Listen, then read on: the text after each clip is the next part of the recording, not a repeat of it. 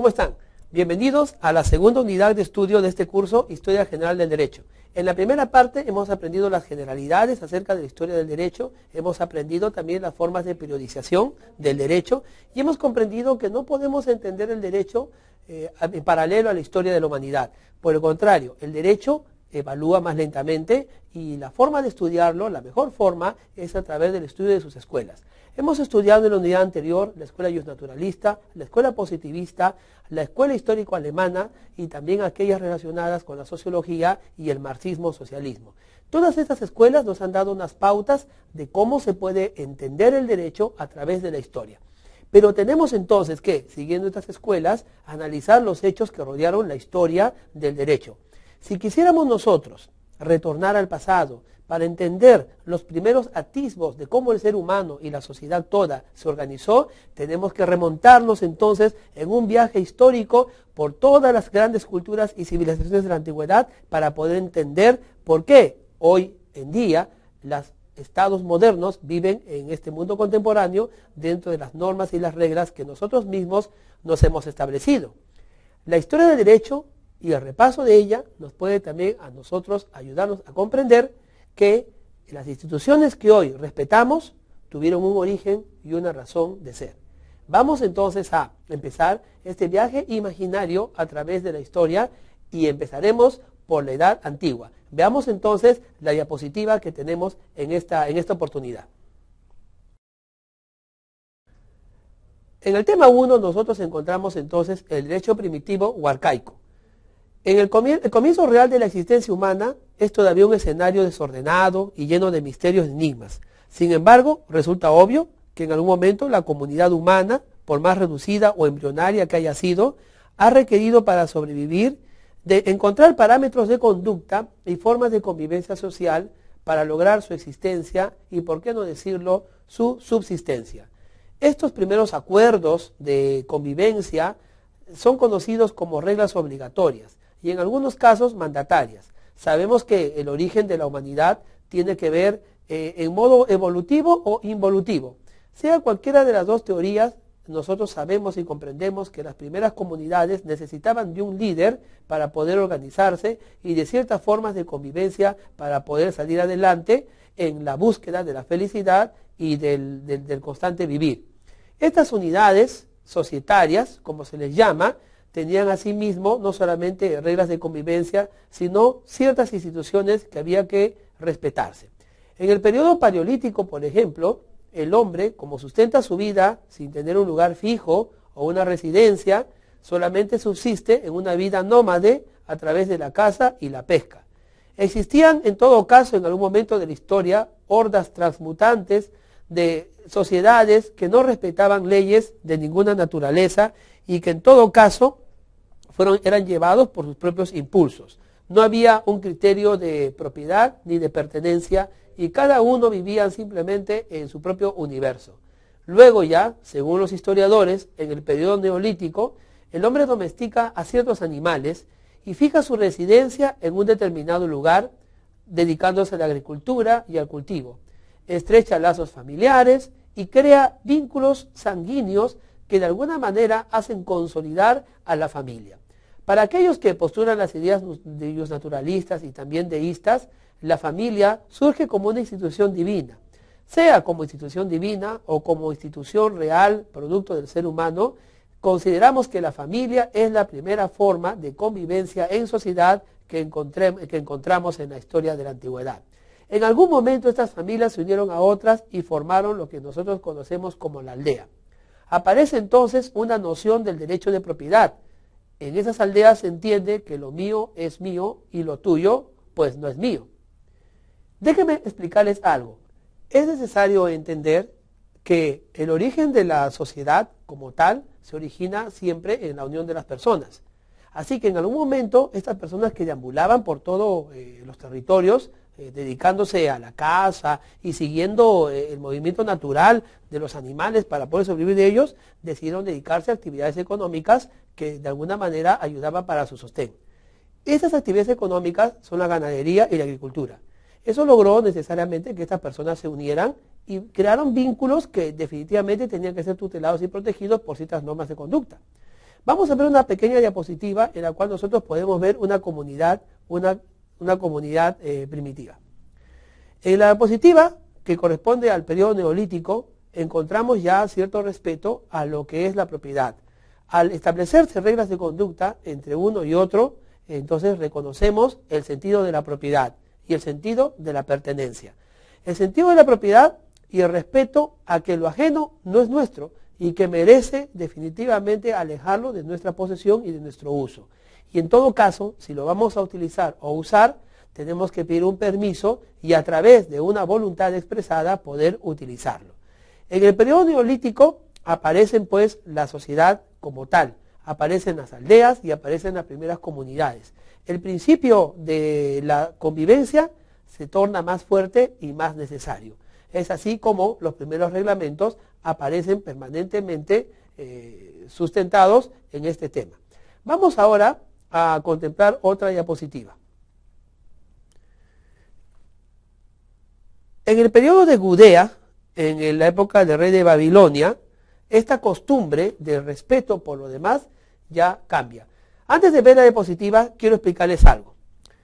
Fíjense, no solamente estamos hablando de una necesidad de la convivencia. Ocurre que en algún momento ciertos elementos de la sociedad desconocían este acuerdo, este convenio.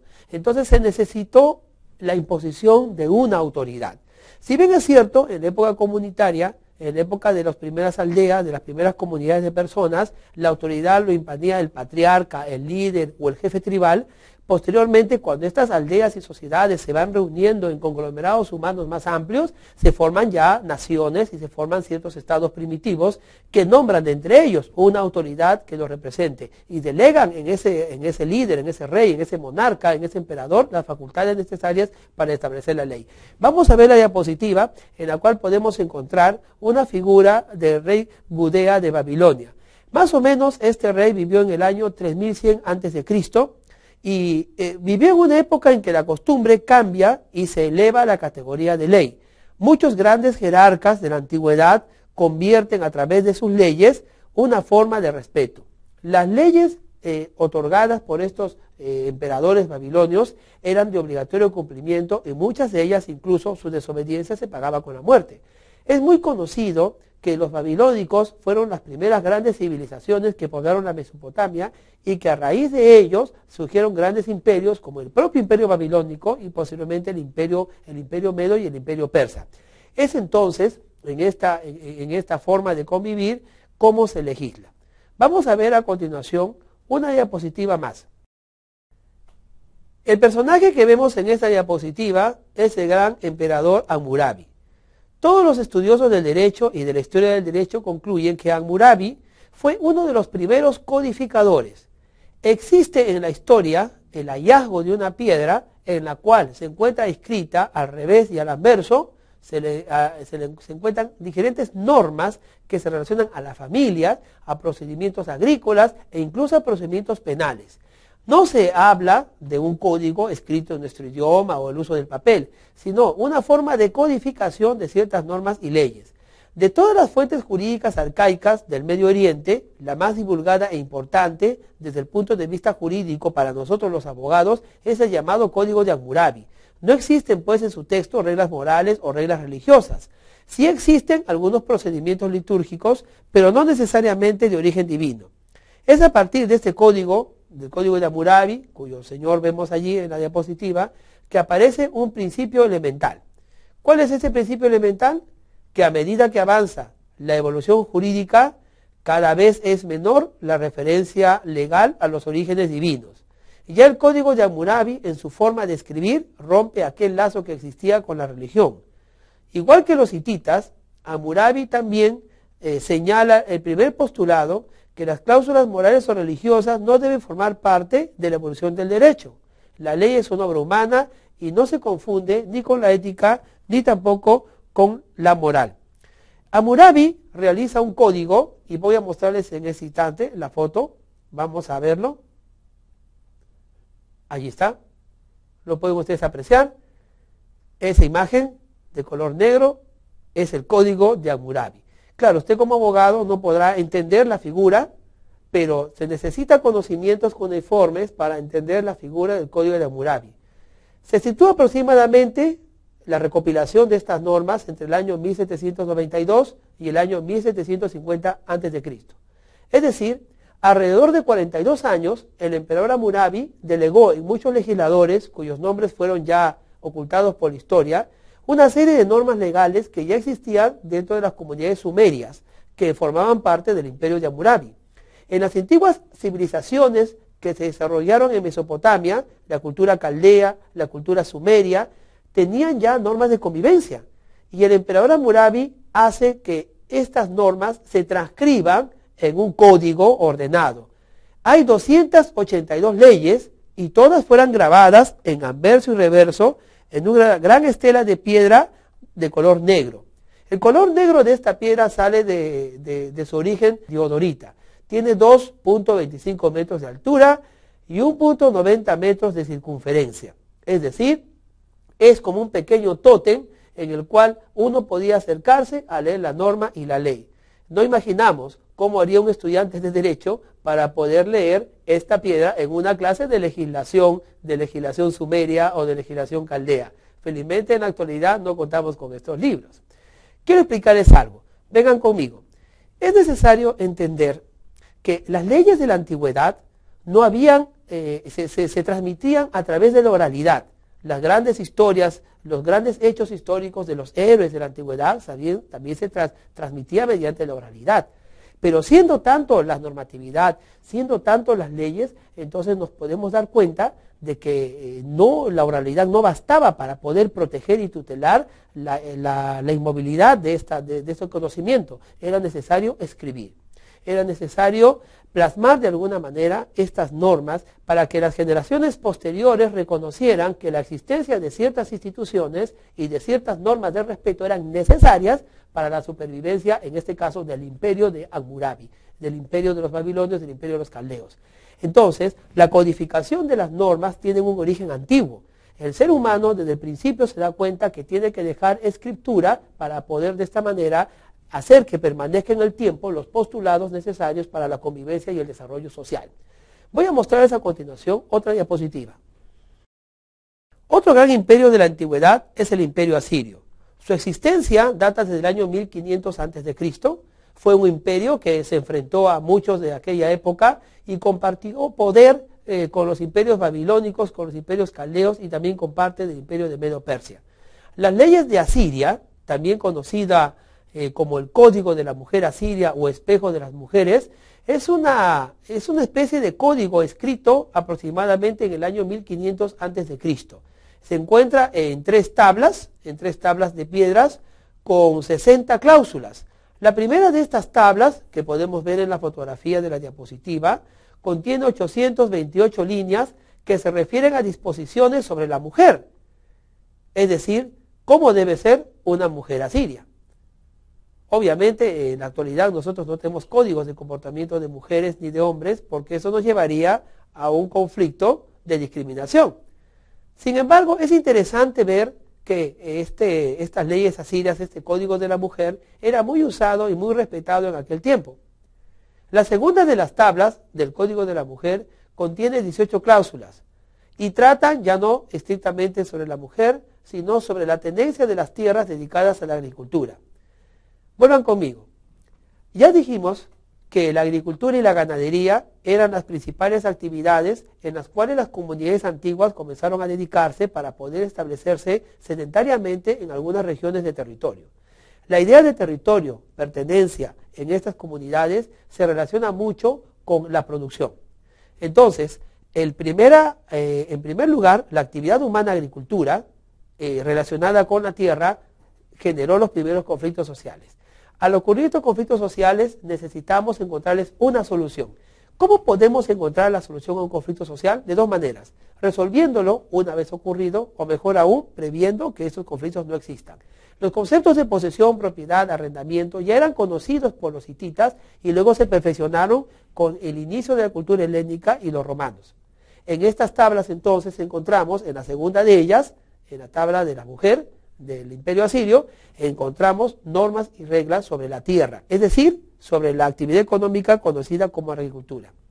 Bueno, no queremos dejar de decir lo que decía la tercera tabla, y efectivamente es muy importante. La tercera tabla de las leyes de Asiria contenían documentos sobre la propiedad. Vamos a ver entonces esta tercera tabla en la diapositiva. Bien, ahí tenemos entonces la tercera tabla. No se diferencia mucho de la primera, todos están escritas pues en lo que nosotros llamamos un idioma antiguo caldeo o cuneiforme, y nos muestran entonces los primeros reglamentos sobre la propiedad. Quisiera yo decirles algo. Algunos historiadores del derecho concluyen que la propiedad es una institución creada, descubierta y regulada por el derecho romano, pero eso no es así. Todos sabemos que el criterio de propiedad es muy antiguo. Lo que hicieron los romanos en todo caso fue hacer que la propiedad tenga un nivel jurídico y de tutela del Estado. La propiedad tenía una autodefensa. Si usted venía a invadir mi tierra, yo salía a defenderlo con toda mi familia y con todo mi clan, y podíamos enfrascarnos en unas guerras tribales por defensa de la tierra. Sin embargo, en el derecho romano, la propiedad llega a ser una institución protegida por el Estado y por leyes y normas. Esto hace la diferencia. Vamos a ver ahora una dispositiva que también que se refiere mucho al tema de las leyes antiguas. Veamos la diapositiva acerca de los hititas. Los hititas eran una cultura también de Mesopotamia. Esta tabla que estamos viendo en esta fotografía es llamada y conocida como el Código de los Hititas. Los hititas fueron una civilización que se desarrolló en el Oriente Medio y que data del año 1500 a.C. Hay muchas tablillas, pero todas ellas están compuestas por dos partes y cada una de ellas tiene 100 parágrafos. Se encuentran regulados en estas tablillas que estamos nosotros viendo en la diapositiva aspectos jurídicos como la indemnización patrimonial por daños causados a una persona. Fíjese qué interesante que los hititas tuvieran ya abogados que demandan por responsabilidad extracontractual como hoy día conocemos. La indemnización patrimonial, es decir, no simplemente un disculpa ni un perdón oral, sino indemnizar patrimonialmente mediante la entrega, quizás no de dinero, no de monedas, pero de patrimonio por algún daño que yo haya causado a una persona. Otra también de los temas que se encuentran en esas tablas es la pena de muerte. La pena de muerte por las ofensas cometidas por los esclavos al monarca, o también por casos de sodomía o incesto. Fíjese, qué interesante saber que los hititas tenían una moral media que definitivamente lo diferenciaba de muchas culturas promiscuas de su época. Los hititas entonces condenaban con la pena de muerte no solamente la sodomía, sino también el incesto. No se podía romper esos límites que había de consanguinidad entre padres e hijos y viceversa. Se protegía y se tutelaba ciertas instituciones justamente para mantener la convivencia y el orden social. Obviamente que si nosotros encontráramos la ley de los hititas en nuestras leyes anteriores, la Corte Interamericana de Justicia pues lucharía para que eliminemos de estas tablillas la pena de muerte. Asimismo, en estas tablillas se encuentran instituciones jurídicas como el matrimonio, el derecho de propiedad, el salario, las cuestiones penales y procesales, entre otros. Voy a mostrarles una imagen donde contienen estas normas penales. Vamos a encontrar una diferencia porque en las primeras tablillas que yo les muestro son de un material de piedra, una madera clara, ¿no? Mientras que en las tablillas subsiguientes vamos nosotros a encontrar que son de otro color. Bien, podemos encontrar en estas tablillas, en estas escrituras del Imperio Hitita, formas diferentes. ¿Será acaso una forma que ellos tenían para poder diferenciar las leyes penales de aquellas que hablaban sobre la tierra y aquellas que hablaban también sobre otros temas? Entendemos entonces que los hititas tenían un claro conocimiento de la diferenciación de ciertas instituciones. No confundían el matrimonio ni lo codificaban dentro de las normas que hablaban de la propiedad o el salario. Entendían la diferenciación de estos temas y las cuestiones penales y otras eran tratados de manera diferente. Es importante entender que los hititas ya tenían una noción, aunque un poco primitiva, de lo que significan los procesos. La justicia era administrada por jueces y eso ya nos da una idea de lo que los hititas lograron alcanzar frente al sistema jurídico de la antigüedad. Déjeme decirle algo.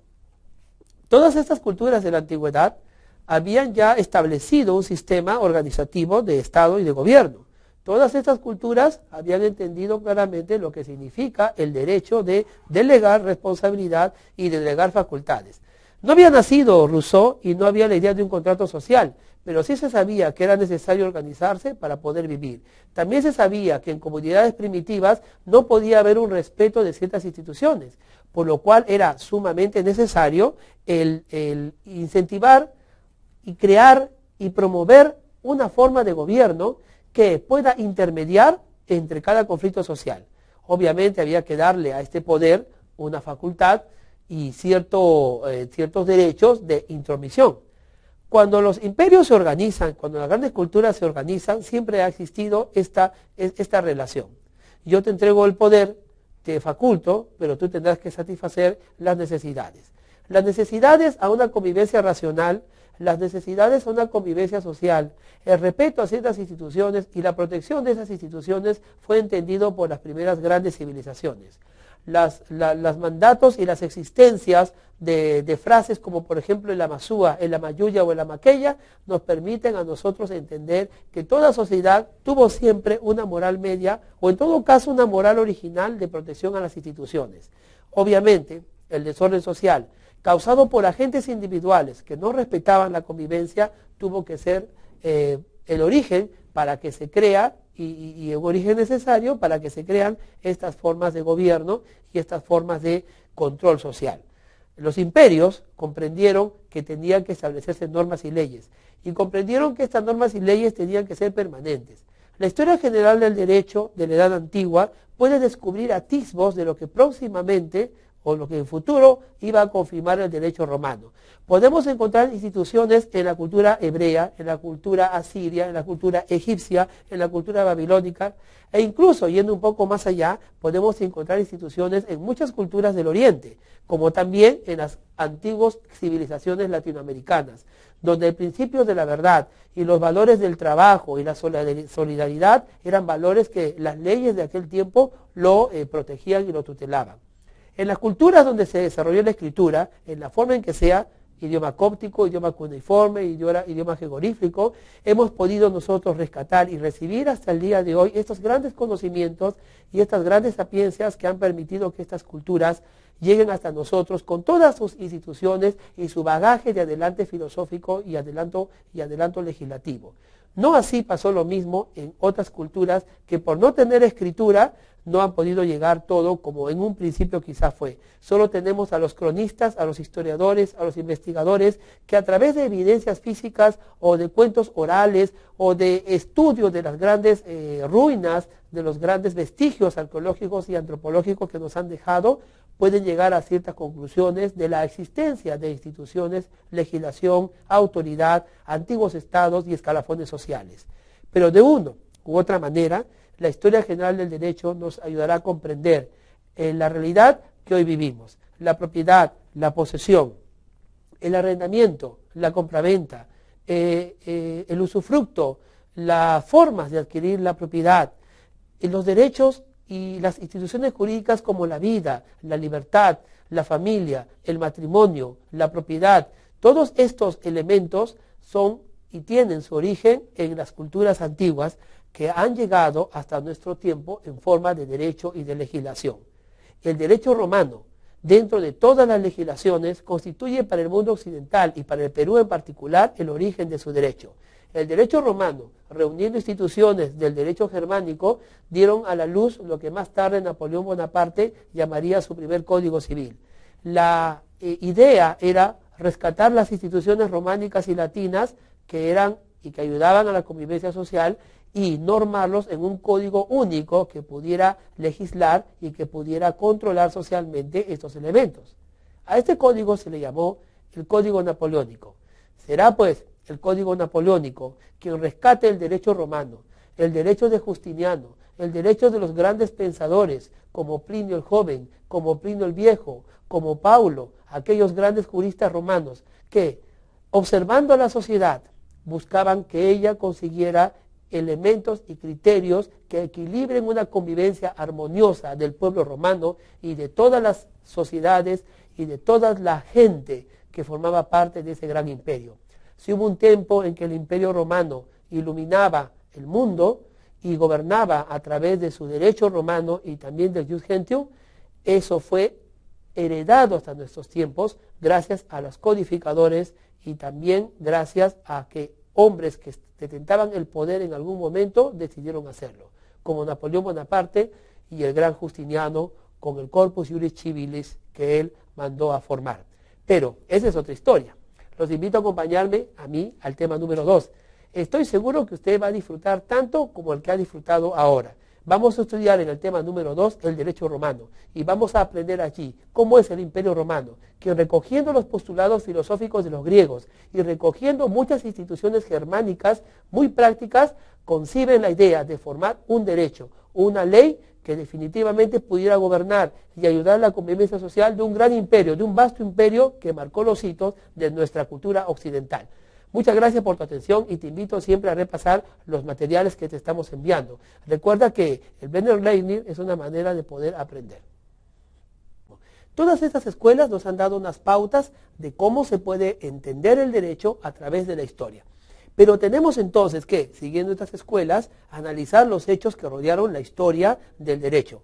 Si quisiéramos nosotros retornar al pasado para entender los primeros atisbos de cómo el ser humano y la sociedad toda se organizó, tenemos que remontarnos entonces en un viaje histórico por todas las grandes culturas y civilizaciones de la antigüedad para poder entender por qué hoy en día los estados modernos viven en este mundo contemporáneo dentro de las normas y las reglas que nosotros mismos nos hemos establecido. La historia del derecho y el repaso de ella nos puede también a nosotros ayudarnos a comprender que las instituciones que hoy respetamos tuvieron un origen y una razón de ser. Vamos entonces a empezar este evolutivo o involutivo. Sea cualquiera de las dos teorías, nosotros sabemos y comprendemos que las primeras comunidades necesitaban de un líder para poder organizarse y de ciertas formas de convivencia para poder salir adelante en la búsqueda de la felicidad y del constante vivir. Estas unidades societarias, como se les llama, tenían asimismo no solamente reglas de convivencia, sino ciertas instituciones que había que respetarse. En el periodo paleolítico, por ejemplo, el hombre, como sustenta su vida sin tener un lugar fijo o una residencia, solamente subsiste en una vida nómade a través de la caza y la pesca. Existían, en todo caso, en algún momento de la historia, hordas transmutantes de sociedades que no respetaban leyes de ninguna naturaleza y que en todo caso eran llevados por sus propios impulsos. No había un criterio de propiedad ni de pertenencia y cada uno vivía simplemente en su propio universo. Luego ya, según los historiadores, en el periodo neolítico, el hombre domestica a ciertos animales y fija su residencia en un determinado lugar, dedicándose a la agricultura y al cultivo. Estrecha lazos familiares y crea vínculos sanguíneos que de alguna manera hacen consolidar a la familia. Para aquellos que postulan las ideas de los naturalistas y también deístas, la familia surge como una institución divina. Sea como institución divina o como institución real, producto del ser humano, consideramos que la familia es la primera forma de convivencia en sociedad que encontramos en la historia de la antigüedad. En algún momento estas familias se unieron a otras y formaron el viaje imaginario a través de la historia y empezaremos por la edad antigua. Veamos entonces la diapositiva que tenemos en esta oportunidad. En el tema 1 nosotros encontramos entonces el derecho primitivo o arcaico. En el comienzo real de la existencia humana es todavía un escenario desordenado y lleno de misterios y enigmas. Sin embargo, resulta obvio que en algún momento la comunidad humana, por más reducida o embrionaria que haya sido, ha requerido para sobrevivir de encontrar parámetros de conducta y formas de convivencia social para lograr su existencia y, por qué no decirlo, su subsistencia. Estos primeros acuerdos de convivencia son conocidos como reglas obligatorias y en algunos casos mandatarias. Sabemos que el origen de la humanidad tiene que ver en modo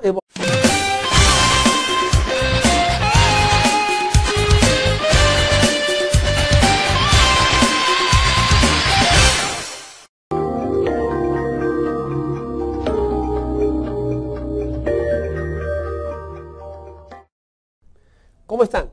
Bienvenidos a la segunda unidad de estudio de este curso, Historia General del Derecho. En la primera parte hemos aprendido las generalidades acerca de la historia del derecho, hemos aprendido también las formas de periodización del derecho y hemos comprendido que no podemos entender el derecho en paralelo a la historia de la humanidad.